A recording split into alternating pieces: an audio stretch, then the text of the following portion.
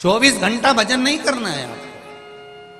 हम 24 घंटा भजन करने का आपको बोलेंगे भी नहीं, और आप करने वाले हो भी नहीं, इतने भी जोरदार नहीं हो कि 24 घंटा भजन कर लो। तो कहकर क्यों बात खराब करना आपको?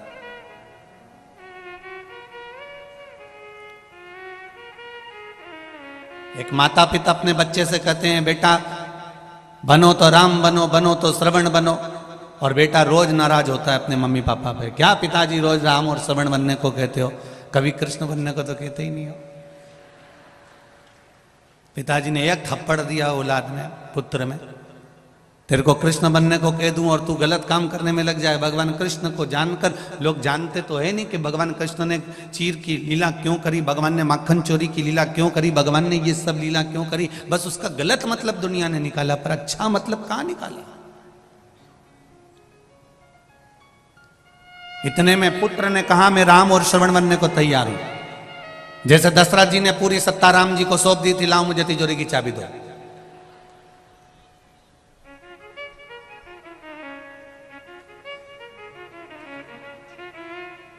हम फिर कहें आपको, अपने बच्चों से यह मत कहो कि तुम उनके जैसे बनो।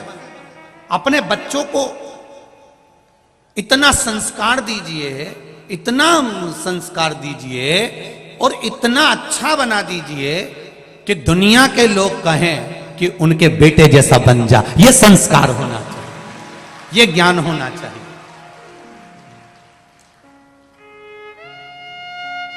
और ये जितना भी देने वाला है ना, ये जितने मेरे भाई लोग बैठे हैं, जितने लोग ये मेरे भाई बंधु बैठे हुए हैं, जितने भी पुरुष वर्ग यहाँ बैठे हैं, जितने भी जी जाओन मेरे बैठे हैं, तो उनसे निवेदन करूँगा, जितने भी भेरू यहाँ बैठे हैं उनसे निवेदन, इनका काम, मेरी माताओं से निवेदन है, ये पुरुष का काम कमा कर लाना, तुम्हारे हाथ में देना। अच्छा कमाना, अच्छा खिलाना, अच्छा पहनाना, अच्छा खर्च करना, यह पति का काम होता है। पर बच्चों को अच्छा संस्कार देना, यह माता का काम होता है। पिता दिन भर ड्यूटी पर रहता है, पिता दिन भर नौकरी पर रहता है, पिता दिन भर दुकान पर रहता है, पिता दिन भर सर्विस पर लगा रहता है। उसका काम कमा कर लाकर तुम्हारा पेट भरना, तुम्हें अच्छा कपड़े देना, तुम्हें अच्छी एजुकेशन देना, तुम्हारी पढ़ाई के लिए ज्यादा से ज्यादा खर्च कर देना, अच्छे से अच्छा ट्यूशन लगा देना, अच्छे से अच्छे स्कूल में जमा कर देना। तुम्हारे लिए एक पिता नौकरी कर कर, सर्विस कर कर, ड्यूटी कर कर, एक कमा कर, दुकान पर बैठकर, धंधा कर कर, व्यापार कर कर, तुम्हारा पिता तुमको लाकर तुम्हारा पेट भर सकता है, तुम्हारा अच्छा कपड़ा पहना सकता है, तुम्हारे लिए अच्छा मकान बना सकता है, तुम्हारे लिए अच्छा घर बना सकता है, अच्छी गाड़ी ला सकता है। पर उस बच्चे को अच्छा संस्कार देना, नम्रता देना, पिता से सही तरह से बात करना केवल मां ही सिखा सकती है। वो माता का कर्म है कि माता उसको किस तरह से डील कर रही है, माता उसको किस तरह से सिखा रही है। और दिन भर माता अगर मोबाइल पर 24 घंटे लगी रहे तो बच्चे भी मोबाइल पर 24 घंटे लगे रहते हैं। माता को मोबाइल चलाने का भी एक समय रख लेना चाहिए कि मैं रात को 1 घंटा 2 घंटा या सुबह चलाऊंगी, बच्चों पर ध्यान दूंगी। मेरे बच्चे कहाँ जा रहे हैं, क्या कर रहे हैं, बच्चों में क्या हो रहा है, उन बच्चों पर हमारा केंद्र होना चाहिए।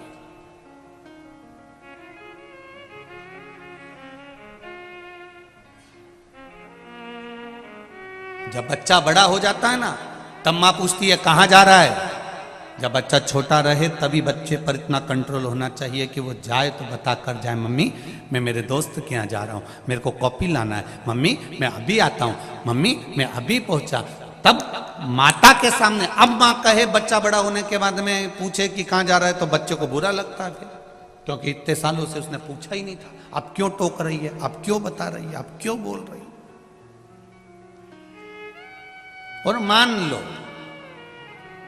तुमसे बच्चा नहीं संभला और इतने में पिता सामने आ गया और पिता ने फिर संभालना चालू करा, तब भी मां सामने आके खड़ी हो जाती, 9 महीना पेट में रखा है, हाथ मत लगाना मेरे छोरे को,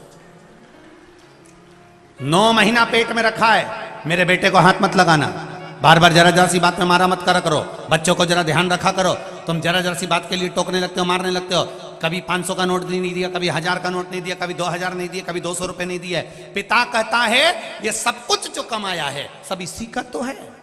अगर आज मैं हाथ से नहीं दे रहा हूं तो बाद में तो मिलेगा ना। कौन सा मैं बांध कर छाती पे रखकर ये सब ले जाऊंगा? और जो मर गए वो कौन सा फ्रिज बांध के ऊपर ले गए, कि एसी बांध कर ले गए, कि अलमारी ले गए? हो सकता है इधर कानपुर वाले ले जाते हो तो बात दूसरी है। कौन मरने पर लेकर चले गया? सब छोड़ा तो यही है। और इतने लोग बैठे हैं, अगर बेटा नहीं भी पूछता है, बच्चे नहीं भी पूछते हैं, इसके बाद अगर कोई कह दे इनसे कि तुम्हारा बेटा तुमसे नहीं पूछता, तुम्हारी बहू तुम्हें नहीं पूछती, तुम्हारे रिश्तेदार तुमसे नहीं पूछते, तुम्हारे परिवार वाले तुम्हें नहीं पूछते, एक काम करो पूरी प्रॉपर्टी उठा के कहीं दान में दे दो, तो भी नहीं देगा। औलाद कितनी भी बुरी हो, बहू कितने भी ताने देती हो, नाते रिश्ते कितने भी बेकार क्यों ना हो, तो भी कोई अपनी प्रॉपर्टी, अपनी जमीन, अपना धन किसी को नहीं देता। भले बहू गाली पर गाली दे तो भी सास मरते समय भी पूरा जेवर उसी को देकर जाती है, क्योंकि वो पाल पोस कर बड़ा करा है उसने, कि सिर्फ उसको बिना सामग्री के छोड़ दे। माँ और बाप जैसा तो दुनिया में कोई फरिश्ता होता ही नहीं है, जो देता ही देता है। माता और पिता जैसा कोई संसार में फरिश्ता नहीं हो सकता। दुनिया में सबसे पहला अगर कोई परमात्मा है, दुनिया में सबसे पहला अगर कोई भगवान है, दुनिया में सबसे प्रथम अगर कोई परमात्मा है, तो वो मेरे माता पिता हैं, आपके माता पिता हैं, जिन्होंने कुछ आपसे लिया नहीं है, आपको जिंदगी भर दिया ही दिया है। रात भर जगती है, तुम्हारे ऊपर कम्बल उड़ाती रहती है, रात भर रोती है जब तुमको एक इंजेक्शन लग जाता है, तुम्हारे शरीर में कष्ट हो जाता है, तुम्हारी पढ़ाई के लिए, अच्छी एजुकेशन के लिए, तुम्हारी विद्या के लिए वो मायके तक नहीं जाती कि इसकी एग्जाम चल रही है, इसकी पढ़ाई चल रही है, मैं नहीं जाऊंगी, अभी इसको पढ़ाऊंगी और इसका एग्जाम है। वो अपना जीवन खुद खा रही है। इतने में बच्चे ने कह दिया मम्मी क्या खा रही हो, मुझे दो। एक ग्रास मुंह में गया था, इतने में पूरी प्लेट अपने बच्चे के हाथ में दे देती है। वो दुनिया में कोई दूसरा नहीं, परमात्मा ही हो सकता, केवल एक परमात्मा।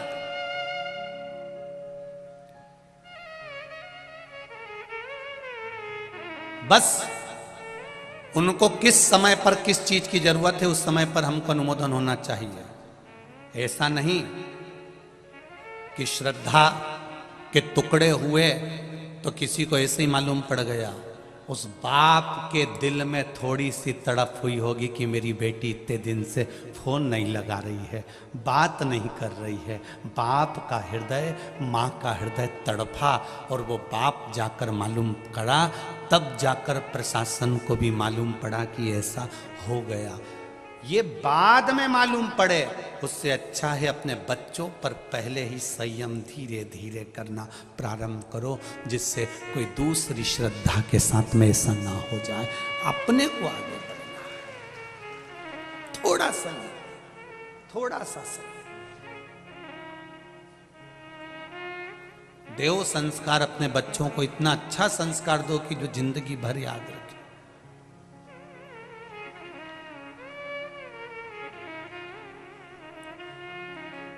मीरा भी अच्छी थी, कर्मा भी अच्छी थी, ध्रुव जी भी अच्छे थे, प्रहलाद भी अच्छे थे, जितने भी थे सब अच्छे थे। पर संसार के लोगों को अच्छे लोग पसंद कब आते हैं? अच्छे लोग पसंद कब आते हैं? जब हम चले जाते हैं। अब लोग मीराबाई को पूज रहे, अब लोग अब लोग प्रहलाद को, नामदेव जी को, नरसिंह मेहता को, तुकाराम जी को अब पूछ रहे हैं, जब वो चले गए।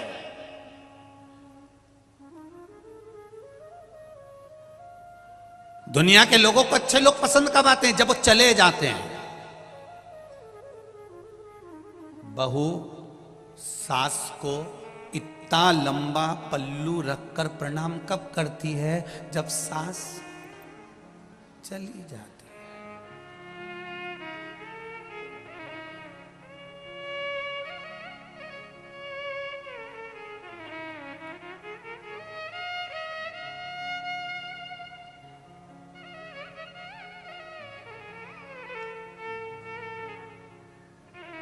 हम जिस कानपुर के आप और हम निवासी रहे हैं, इस कानपुर की प्रथा रही हुई है पुरानी कि माताएं अगर घर से बाहर भी निकलती थी ना, तो एक तन पर अलग से एक सफेद कपड़ा या कोई लुगड़ा ओढ़ कर मुख तक ढाक कर तब निकलती थी।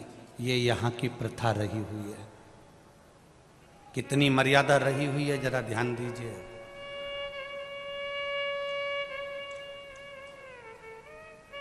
और आज भी मर्यादा यहां दिख रही है। कई जगह हम कथा करने जाते हैं, लोगों का पल्लू यहां रखा रहता है, पर कानपुर के इस पंडाल में आप देखेंगे तो सिर पे पल्लू रखा हुआ है और कथा सुन रहे हैं। यह मर्यादा आज भी दिखती है। इधर उत्तर प्रदेश के इस क्षेत्र में गंगा के घाट पर आप इस मर्यादाओं को देख सकते हैं। यहां की मर्यादाएं झलकती है।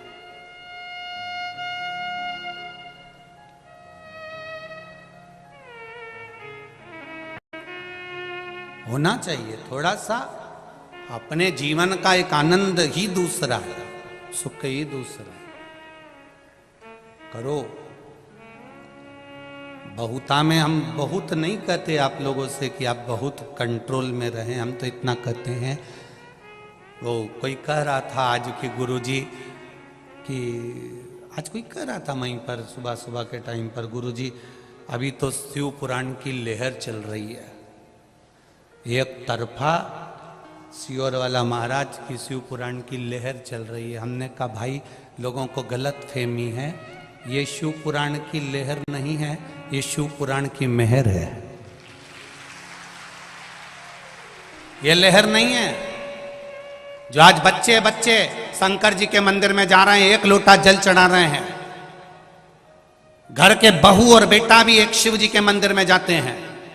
और मेरी माताएं भी अपने पति से भी कहती हैं कि एक लोटा जल चढ़ाना, फिर चले जाना दुकान। और कई पुरुषों को हमने देखा है दुकान जाते समय बोतल में पानी भरा हुआ है तो बोतल का पानी ही शिव जी को चढ़ाते हुए निकलते हुए चले जाते हैं। ये लहर नहीं है, ये मेहर है शंकर भगवान की। ये शिव जी ने आशीर्वाद दिया है शिव महापुराण के रूप में। ये भोलेनाथ जी ने तुम्हारा हस्त कमल पकड़ा है इस शिव पुराण के रूप में। ये शिव कृपा है, ये शंकर की उदारता, ये शंकर की दया है, ये करुणा है।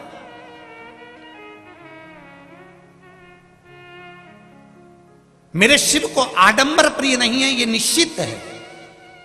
शंकर भगवान को आडंबर से मतलब है ही नहीं। शिव जी, कई लोग बहुत सारा अगर तिलक लगा लें, बहुत लंबे बाल बना लें और बहुत आड़े टेढ़े वस्त्र पहन ले और सोचें कि हम भगवान को रिझा लें, हम भगवान के सही भगत हैं, तो ये भगवान कहते हैं मैं कपड़े से कभी प्रसन्न नहीं हुआ। कपड़े तो मेरे को प्रसन्नता लेते ही नहीं।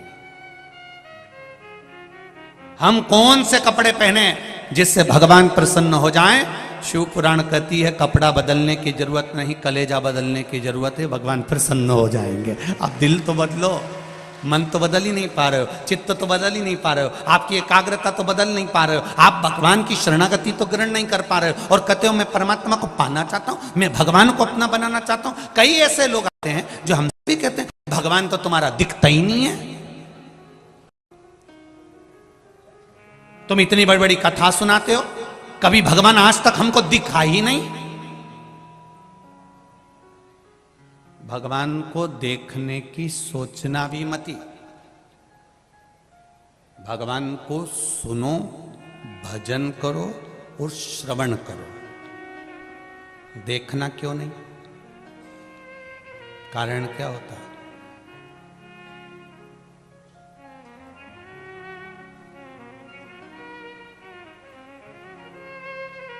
जिस छोरी से शादी होने वाली रहती है ना, छोरा उनकी, और जिस छोरी की शादी छोराओं से होने वाली होती है, पहले मन में कितनी उमंगता होती है कि एक बार मैं इसको देखूं, एक बार देखूं, एक बार देखूं। और शादी नहीं हो जब तक तो ललकता रहे कि देखूं, और जब जगदम्बा घर में आ जाए फिर भेरू तेरे को रोज का सिंदूर चढ़ा है, रोज। अब क्या कहता है, मैं तो मर जाऊं तो अच्छा, इससे पीछा छूट जाए तो अच्छा। क्यों? पहले तो तू गा रहा था, तुझे ना देखूं तो मुझे चैन आता ही नहीं है। पहले तो तू ही गा रहा था, अब कहां गया? ये संसार है भाई। तुम्हारे पास में जो गाड़ी नहीं होती है, 2 व्हीलर 4 व्हीलर, जो कंपनी की गाड़ी तुम्हारे पास में नहीं है, उसको पाने की ललकता बढ़ती है। बोलो सही है कि गलत है? जब वो गाड़ी तुम्हारे दरवाजे पर आ जाती है तो 2 4 8 दिन 15 दिन महीने भर के बाद ललकता समाप्त। तुम्हारे पास में जो पर्दे नहीं होते, किसी क्या देखी हो तो ललकता बढ़ जाती, पर्दे आ गए ललकता समाप्त। फ्रिज नहीं है तो फ्रिज की ललकता बढ़ रही है, फ्रिज लाना फ्रिज लाना फ्रिज लाना, फ्रिज घर में आ गया ललकता समाप्त। लोग कहते हैं कि परमात्मा क्यों नहीं दिखता? शिव महापुराण की कथा कहती है इसीलिए नहीं दिखता क्योंकि वो तुम्हारी ललकता समाप्त नहीं करना चाहता। वो चाहता है तुम्हारा भजन चलता है, वो चाहता है तुम्हारा स्मरण चलता रहे, वो चाहता है तुम 1 लोटा जल चढ़ाते रहो, वो चाहता है तुम भजन करते रहो, वो चाहता है तुम कीर्तन करते रहो।